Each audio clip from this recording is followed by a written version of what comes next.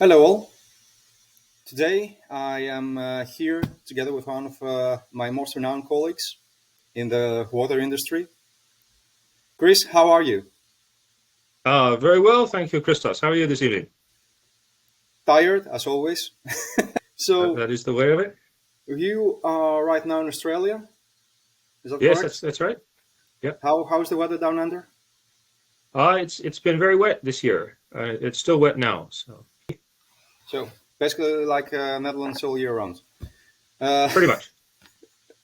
so, for the people who don't know you yet, would you mind running a quick intro of who you are and what you're currently doing? All right. So I'm basically a physical chemist with a background in polymer chemistry. I came out of a bit more than 20 years in academia in Australia into the Saline Water Conversion Corporation, which is just recently transformed to the Saudi Water Authority. So I've been there about 5 years working in their research center, which was the DTRI across a whole range of things. Originally came to work on anti-scalant development primarily, but more and more I've been looking into brine mining. So brine mining or brine valorization, whatever you want to call it, takes up a very large fraction of my time now. Yeah, and this is how we first met, actually, through our common interest in brines, their concentration and valorization, a term that you actually are trying to push now in the industry. Yeah. Yeah. So the thing is that we have been working on this topic for quite some years now. You a little bit more than me, I guess. And the thing with this niche technology space is that you often find a lot of hype. So, how can we separate hype from facts when it comes to brine valorization? First of all, does brine valorization make sense? And when does it actually do make sense? All right. I think we have to measure ourselves by reality in two ways. So we need to be working in a space with the knowledge, number one, of physical reality, of what is physically and chemically possible, and number two, of what is economically real. So we need people with the real life experience, both in those fundamental sciences and engineering, and in the market, in what's going on in the industry. And yeah, there's no substitute for having that knowledge and experience. Yeah, you need people with a holistic understanding in order to make 1 plus 1 equals 2. But I think it's a fact that now we are at a time that we have the cheapest ways possible to concentrate up to 200 plus grams per liter just with membranes.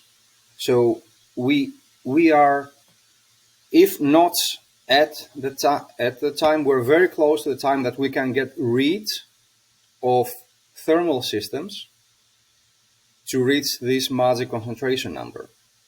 So if we are already there, what is stopping us to go further? Okay, well, I guess I would query whether that really is a magic number or not. So that I mean, there are two things that we need to do. So we need the concentration to get rid of the water, and then more importantly, really is the separation. So we need to have efficient, low cost methods of separating out different components. I mean, if we have free concentration that gives us a mixture, we just have to add more things to separate it out again. It's taking us the wrong way. So definitely cheaper concentration is really important, but getting from that 200,000 plus parts per million to viable solids is there's numerous challenges there, and we can't replace thermal there yet. I mean, there are possible options to do that, but they're still, I would say, at quite a low TRL. Yeah, yeah. You have, for example, now, technically speaking, the only ways to crystallize the salts, get them out as a product, is either evaporation ponds or thermocrystallization. You have, of course, solvent extraction, solvent crystallization, membrane crystallization, which, as you said, they're a bit low TRL. perhaps not solvent extraction as it seems. They're trying really hard to get specific ions out of brines. But perhaps we should look again the whole problem outside the box. Yeah. Now the thing is that a big part of what we're have to deal with is sodium chloride. Yeah, and we're trying to get the sodium chloride out and make a business case out of it, which is not always easy most of the times. And I've heard a lot of solutions for this conundrum. One of them would be that we try to find alternative uses for sodium chloride, like sodium chloride batteries that come out. I don't know, also very, very low TRL solution, carbon capture, etc. But here's the deal. What if we don't go for sodium chloride at all? What if we just separate it, throw it back, and concentrate on the ions that matter the most? Yeah, I think when you look at what's there, so there's an exercise I like to do. You probably have seen these graphs in numerous review papers where they have the concentration in the ocean along one axis and the other axis. If you just multiply those axes together, you find there are two things that stand out. So it's sodium chloride and then products from sodium chloride like sodium hydroxide and chlorine, and magnesium and products from magnesium. And one thing that's been getting better and better and better over recent years is selectivity of nanofiltration. So that the companies that are into developing selective membranes for separating out the divalent salts from the monovalent salts are improving year by year. So this means we can take our brine or our seawater before it goes into the plant and separate out a stream that's enriched in the magnesium, also in the calcium and strontium and other minor things, but enriched in the magnesium, which we want, which has a match between the market and the amount that the desalination industry can produce is much better than with sodium chloride. So that the demand is there for magnesium salts and magnesium metal. With sodium chloride, unless you're in a very specific location with industries that want it, the demand is not going to be there. Batteries, they're going to take this much. The only sort of potential application is one that at least anecdotally was tried on the Arabian Peninsula thousands of years ago, apparently at a place called Ugair, a little ways towards Qatar from where I'm working. There was a city built out of salt back in the time of Pliny the Elder. So unless we want to go to using salt as a basic construction material like that, there's never going to be the market for consuming all the sodium chloride we produce. In the end, though, there's always niche commercial space for sodium chloride. Yeah, we have, for example, the commercial project running in Indonesia producing table salt from seawater, yes, which is a very nice example of brine valorization and that can actually work. We also have companies that need vacuum salt in large amounts. So I think rid of sodium chloride is not always the case. Yeah, you have to find the appropriate commercial case. But the whole point is, us as engineers, we need to think of ways to make our lives easier. Yeah, we are a bit of lazy scientists, I would like to call, and we are trying to find easier ways to deal with the problems. So how do we convey the message? How do we make clear, if we understood up to now, what we need to do when it comes to brine valorization, what methods we need to develop? How do we convey the message clearly, both to the industry and to potential end clients, that this thing can actually work? All right, so we're kind of walking a little bit of a balancing act here, because first of all, we want to show enough energy and enthusiasm that we are attracting interest to the area, but we don't want to go over the top and make promises that can't be delivered on. So I think ultimately the only way to convince investors, to convince people in general, is with results. So like you said, we have to look at the big picture, think out of the box a bit. We need to see some small scale projects come to actual fruition that we can point at before the really big brine valorization projects will happen. And part of that, I think, will come from areas outside of the desalination space. So we should probably be thinking, paying more attention to what's going on with the various other waste streams out there, the other brines that are available. And I think, there have been a few unsuccessful large projects, relatively large projects in that area, but once there's one that is seen as a real success, I think that is likely to be the thin end of the wedge. Yeah, we need references in order to showcase results, right? Yes, and I think the other thing we have to do, which I try and be careful to do, is to walk that line responsibly, to try and be the adult in the room when people are making claims that are going a bit too far, to try and pull them back if we can and say that doesn't actually make economic sense, or that doesn't actually make sense in terms of operational chemistry or the physics of what we're trying to do. Yeah. Sense. And we have seen a lot of those promises in the last years. Yeah. And you're coming back from conference in Egypt. Yeah, you were present in the ETS conference. Again, I would like to thank the EDS organizers.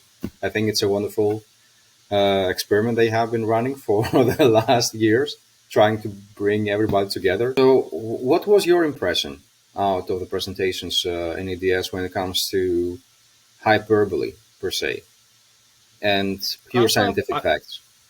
I think it is getting better. I think the hyperbole is coming back, being reduced a little. Part of it is, I think, a lot of people who presented these things are coming out of academia, so that they're used to the sort of things you have to write on grant applications about how our advance is going to transform the world. It's going to to cure cancer or give everyone their own flying.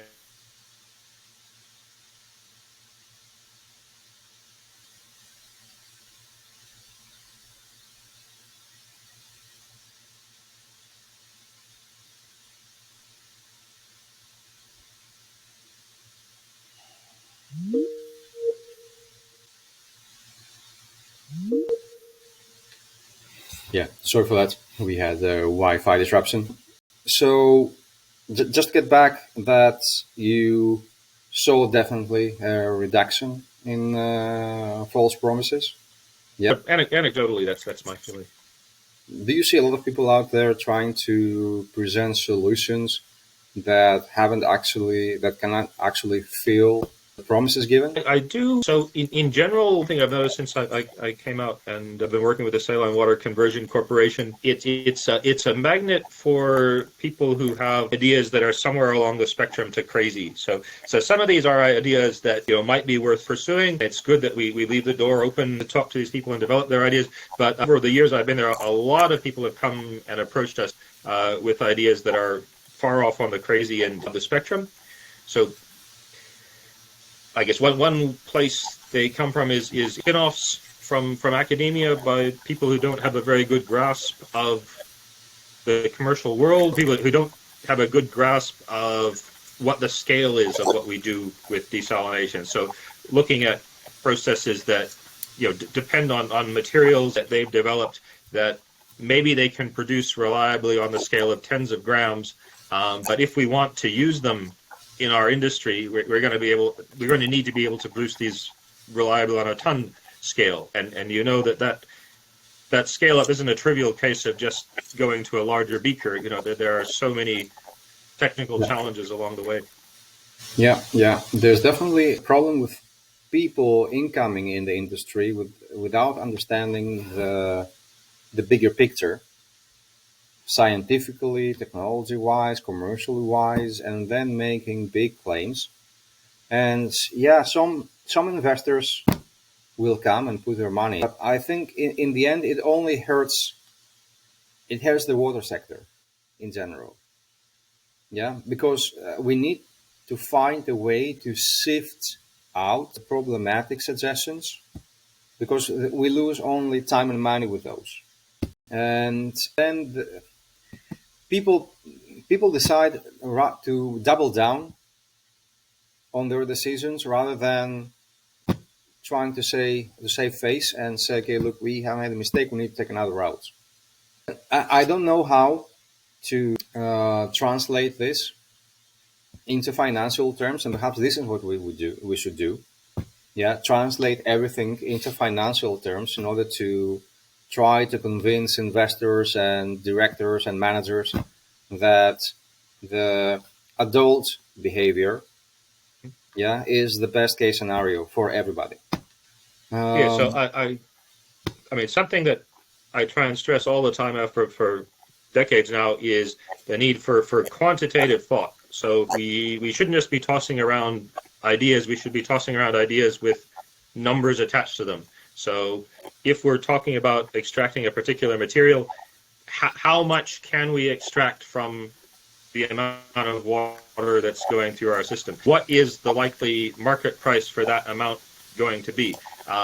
Does that price look like it can justify the capex of producing some boutique system for extracting that material? Then what is the size of the market for that material? So even if the price is looking really good, if that market is already saturated, where are we going to go? So we need to keep these numbers in our head. We need to be thinking quantitatively about these problems and get that habit of thinking quantitatively to our discussion.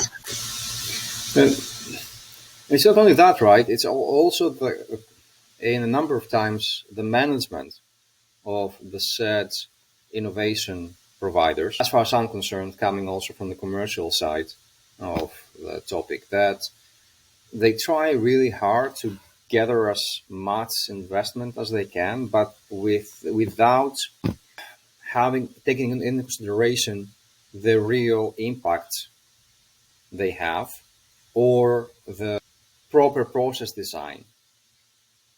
They're trying to get everything in a very short time, thus falling into blunders. And I have seen it way too many times with quite a number of promising. Essentially, the managers are what is holding them back. I guess I feel like I've been lucky in a way while I've been operating in this sphere because of the conservatism of where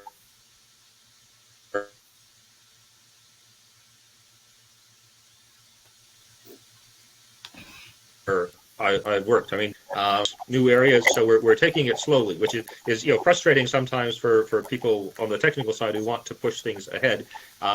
But I think we've been in a fortunate position. We're not going to do something really rash. We're going to see things proven step by step.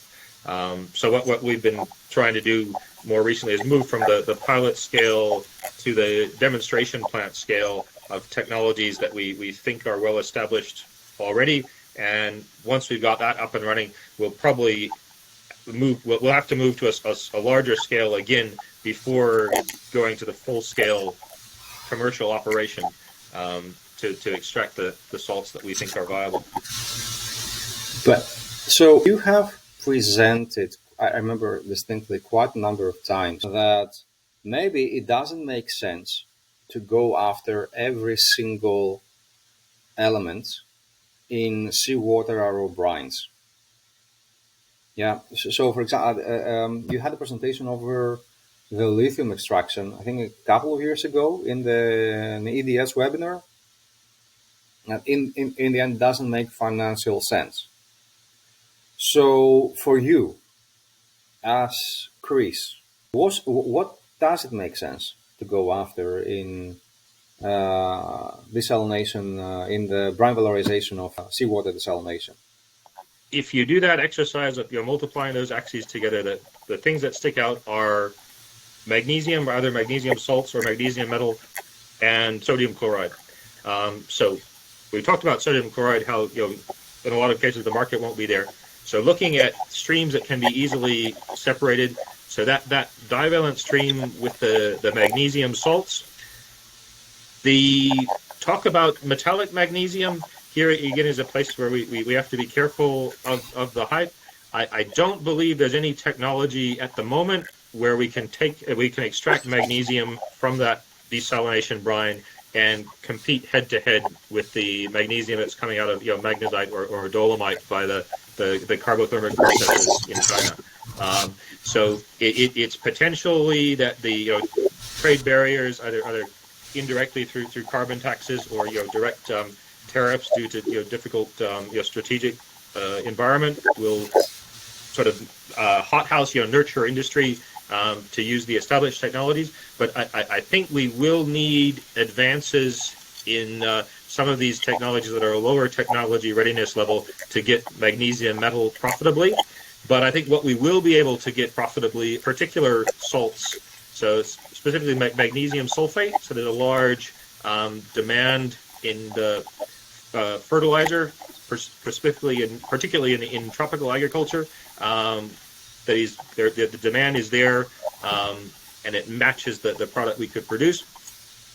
The magnesium metal is the prize once we put in the effort. The other thing that makes a whole lot of sense is bromine. So bromine was historically extracted directly from seawater. So this was done as far back as the 1930s, and continued to be do so right up until 2003, when with the phase out of leaded petrol, the bromine market collapsed. But there are new niches for bromine. The market's dominated at the moment by bromine coming out of the Dead Sea, which you'll all have seen the level of the Dead Sea dropping, the geopolitical location of the Dead Sea not being the greatest. Any country that borders the ocean, especially a warm ocean, especially an ocean with a high TDS, especially one that's operating desalination plants to concentrate it further, it makes good economic sense to extract the bromine. The first people to get into that space are going to do really well, I believe, because the market isn't infinitely elastic. So if you get in there, show you can produce bromine. If I might add on the fertilizer topic, the thing is that you can potentially produce magnesium sulfate, but also potassium sulfate, which has an even higher commercial value. And if you combine the latter with ammonia, you can produce potassium nitrate, which right now has the biggest commercial value worldwide. Mm-hmm. So it goes very well to have the desalination process coupled perhaps with the hydrogen process. Yeah. And you have these end products to combine and sell at higher value. But here's the deal. So how about we again try to get a view out of this box that we're working on by the economy of scale, by combining different brines in one spot. So I don't know if you saw the last article I put in LinkedIn about the central separation hubs. Yeah, I only saw the thumbnail for that. I didn't go through your article. I'm sorry, Christoph. I can give a quick rundown. So the idea is that not every brine treatment project is viable for brine valorization. It may be able just to concentrate the brine up to MLD levels. It might be able only to do ZLD of mixed salts, or even just to go, for example, for sodium chloride. Yeah, so one or two steps, but not every project, due to the operational parameters of volume, of energy availability, of product volume, can be viable for brine valorization. So the way for me to go around this problem is that we create few central hubs that can have, for example, fractional crystallization, and have infrastructure, all the parameters that we need, infrastructure, energy availability, distance from potential F clients, so minimizing of shipping routes. And then individually in every smaller brine treatments project, we just go for whatever steps the client wants individually. And in the end, we're left with a mixed brine that we can crystallize as mixed salts that are easier to be sipped. We send them over to the central location, center separation location, where we put just enough water to go into the separation process. Let's go for fraction crystallization, for example, as an example. And then we have not only the parameters that we talked about that are filled in, checked, but also we have the necessary volume of products that can make a business case. So not everything, in the Western world is Saudi-sized when it comes to production of brines, and but if we combine brines together coming from different streams as dry products, perhaps it starts making more sense. I think this is something that makes sense in the context of maybe industrial waste brines or small inland brackish desalination brines, perhaps. So within the desalination context, I can't think of products except reasonably far down the line of an integrated process where it would make sense to ship them from one place to another. So, for example, we have an integrated facility where we were producing sodium chloride, and we're taking that the bitterns, the purge from that process, and extracting the potassium salts. Then what's left over from there? I don't think it would be worth the capital investment at multiple sites, even on the Saudi scale, to process those. And so that would make sense to ship those if you had multiple integrated facilities to a single facility for processing. So I guess I'm not quite sure what sort of landscape you're imagining for the point brine sources that are feeding into this integrated system. So, for example, for me, classical example would be Northern Europe. And you have already the road network to do it, and potentially shipping optimization options. I don't know, Hamburg, like the second biggest port, if not the first. I don't know. I think the second biggest port in Europe, and they have already an industrial zone over there. Let's theorize that this is a location, for example, for the central separation hub. And you have 10 to 20 different locations all over Northern Europe that are producing brines in big volumes. And we apply the membrane concentration up to 210 to 30 grams per liter. That goes into a cheap crystallization process to produce mixed salts. You take these mixed salts and then you ship them over to Hamburg, and from there you separate them and you get them to close potential off-takers. Yes, I guess the big question there is the energy expense of going from your brines to these mixed salts.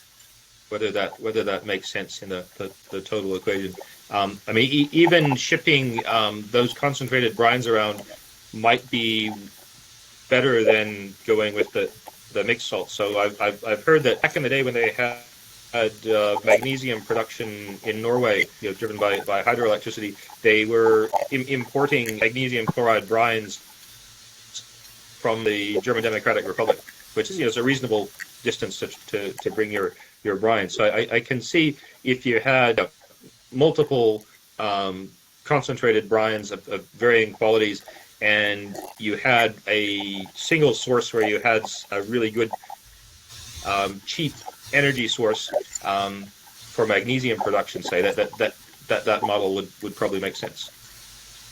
Yeah. I guess we need to think a bit more than engineers here in order to promote this technology space, and this is what I'm trying to tell to everybody, that we are at the forefront of this technology space, and we need to act more than simple engineers. We need to act like jack of all trades, and most of all, Yes, definitely. as an efficient storyteller. Oh, I don't know. Maybe not most of all, but yeah, that should certainly be high on our list of things that we do. So we need a compelling narrative that is grounded in reality, both the reality of nature and the reality of economics, and we need to be able to express that. Reality economics. I think this is a pretty good term. And with that, I would like to close our conversation. Chris, it has been a real pleasure talking to you. I cannot stress enough how much I value your opinion and contribution to the brine valorization efforts worldwide. And here's another proposal. I would like at some point to create some fireside chats online. So you are welcome anytime you want. If you find, of course, the time to connect. Yeah, thank you very much, Christos. I say you have been a fount of good ideas ever since I first met you, probably about 4 years ago now. So you're always thinking, always active in this space. And I guess I should say at the end, you'll probably say this on your own behalf, but I'm speaking here completely on a personal basis. So nothing that I say should be taken as the views of my employer. Of course, same goes for me as well. Chris, take care. All the best. Thank you very much. And Thank you very